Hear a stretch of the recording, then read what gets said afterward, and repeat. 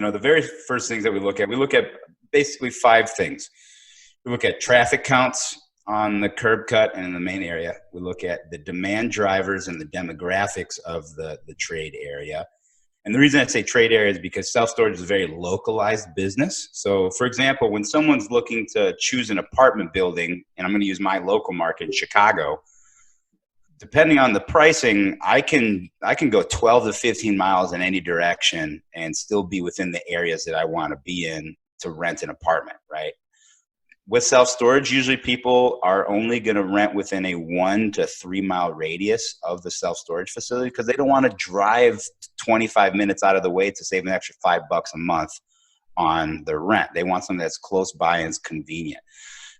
In urban cores, you're looking at about a 1 mile trade area. Suburbs, about 3 miles, and then exurbs and rural areas, you're looking at a 5 to a 10 mile radius where 90% of your customers will be coming from. So that's why we look at the demand drivers and the demographics in the local trade area. Number 3 is we look at a competition study.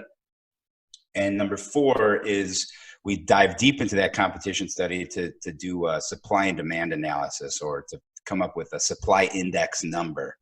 And then the very last thing we do is then we actually look at the property and the financials to see if the property makes sense. So